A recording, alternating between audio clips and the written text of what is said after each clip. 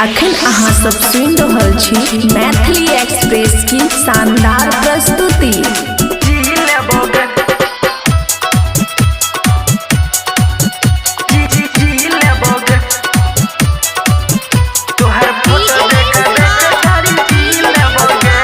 खुशी recording studio बलुआहा।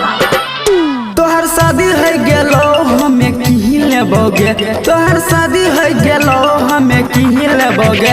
तोहर photo देख देख छोरी जी लेबोगे, तोहर फोटो देख देख छोरी जी लेबोगे। तोहर शादी है गेलो हमें की लेबोगे, तोहर शादी है गेलो हमें की लेबोगे। तोहर फोटो देख देख छोरी जी लेबोगे, तोहर फोटो देख देख छोरी जी लेबोगे।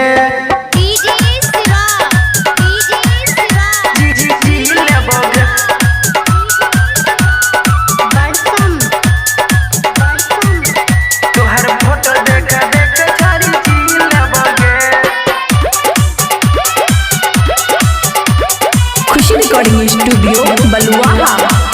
तोहर याद हमें हो गेलिए बर्बाद, तोहर याद हमें हो गेलिए बर्बाद। तोहर फोटो देखै छियो हमें दिन रात, फाटल करे जा सुई सिही लेबोगे, फाटल करे जा सुई सिही लेबोगे। तोहर फोटो देख देख छोरी जी लेबोगे, तोहर फोटो देख देख छोरी जी लेबोगे।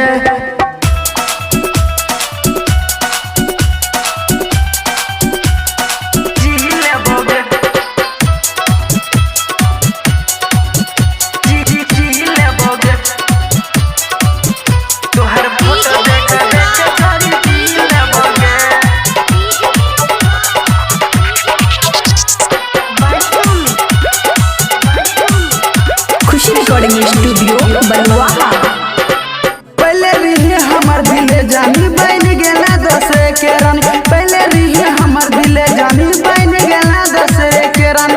दिल में होई छे दर्द हमी बुझतानी, मोहन हर बाल में ते राइटर की लेतोगे, बाला आवारा गम में दारू पी लेतोगे।